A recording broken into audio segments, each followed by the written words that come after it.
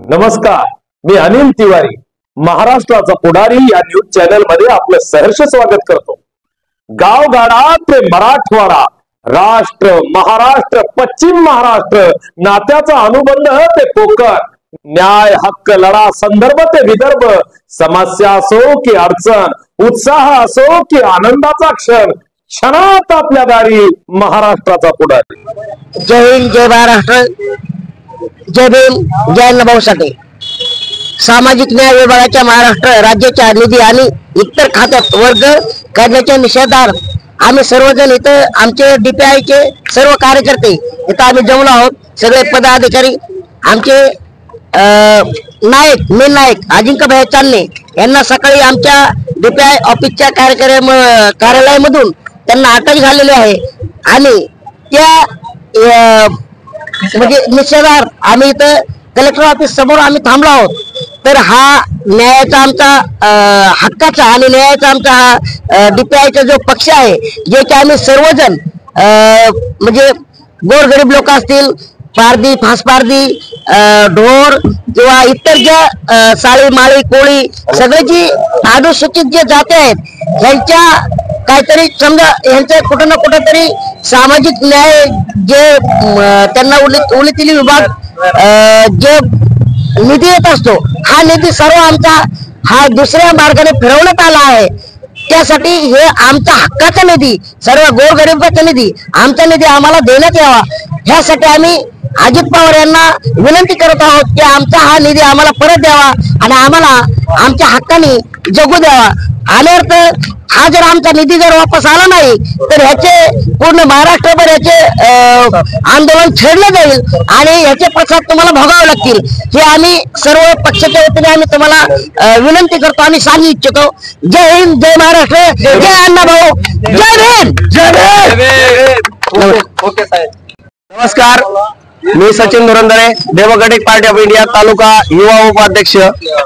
आज आम्ही collector office समोर, अर्थमंत्र्यांसमोर सामाजिक न्याय विभागाचा जो काही महाराष्ट्राचा निधी वळवण्यात आला आहे, ही आमची प्राथमिक मागणी असल्यामुळे आम्ही सर्वजण DPI चे जे प्रमुख अधिकारी आहोत, पदाधिकारी आहोत, सर्वजण जमा झालेलो आहोत। अजितदादांना एवढीच रिक्वेस्ट आहे की त्यांनी तो निधी लवकरात लवकर सामाजिक न्याय विभागाकडे सोपवावा आणि जेणेकरून अनुसूचित जाती जमातीतील जो काही एक घटक, जो काही छोटा घटक या सर्व शैक्षणिक असेल, प्रशिक्षित समाजापासून दूर राहत असेल, तो ह्या समाजात प्रवाहात यावा म्हणून हा संविधानिकरित्या नमूद केलेला एक विषय होता। त्यांनी तो जिथं कुठं गाळला असेल, ज्या पद्धतीने तो निधी तो त्यांनी गाळला असेल, त्याच्यामुळे ते जातीवादक आहात हे आम्हाला निषेधात येते, निदर्शनात येते।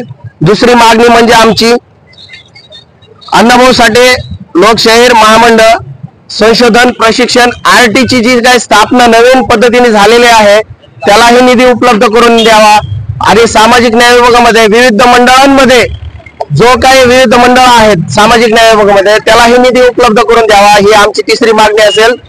या प्रमुख मागण्या घेऊन आम्ही आज हे आंदोलन स्वीकारलं होतं आणि ज्या पद्धतीने सर्वांनी सहकार्य दिलंय यासाठी मीडियाचं आणि प्रशासनाचं आम्ही सर्वांचं अभिनंदन करतो आणि हे उपोषण संपलं असं जाहीर करतो। जय हिंद, जय महाराष्ट्र, जय संविधान। कुंडू सर, आपल्या काय मागण्या आहेत? सामाजिक न्याय विभागाचा समाज कल्याण 7,000 कोटी निधी अर्थमंत्री अजित पवार यांनी वेगवेगळ्या खात्याला वळवला, ते निधी आमच्या सामाजिक न्यायाला परत द्यावा, ही आमची मागणी आहे, प्रमुख मागणी आहे। आणि तुमचे जर नाही दिले तर असा किती दिवस चालणार आहे आपलं हे? आम्ही हा निधी जर परत नाही आला तर आम्ही अख्खं महाराष्ट्रभर आंदोलन DPIच्या वतीने, डेमोक्रेटिक पार्टीच्या वतीने न्याय मिळेपर्यंत आंदोलन आमचं चालूच राहणार आहे। असे समजा प्रत्येक जिल्ह्यामध्ये चालू करणार तुम्ही का आपल्या बीड जिल्ह्यापुरतच करणार? पूर्ण महाराष्ट्रभर आमचं आंदोलन होणार आहे डेमोक्रेटिक पार्टीच्या वतीने। आणि समजा आता जेवढे तुम्ही 200-300 समाज लोक आलेले सकाळपासून बिगर आणा पाण्याचे, तुम्ही ह्या अजितदादा पवार विशेष त्यांनी हे केलं म्हणतात, तर तुमचे ह्याच्यावर तुमचं काय म्हणणं आहे? अजितदादाने जे निधी आमचा हडप केलेला आहे ते निधी आमचा परत द्यावा, हीच आमची मेन मागणी आहे। इकडे सरकार इकडे कडीला काय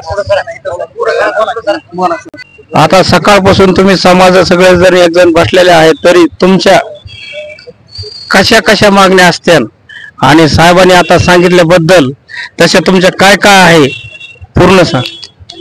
सर आमच्या पूर्ण मागण्या आम्ही निवेदनामध्ये लिहिलेल्या आहेत सर्व. ऐकायला तरी बसा. हॅलो सर, आम्ही निवेदन तयार केलेलं आहे. आमचा नेता प्रमुख अजिंक्य भैया चांदणे यांनी निवेदनामध्ये सर्व मागण्या आमच्या नमूद केलेल्या आहेत. बरोबर आहे की नाही?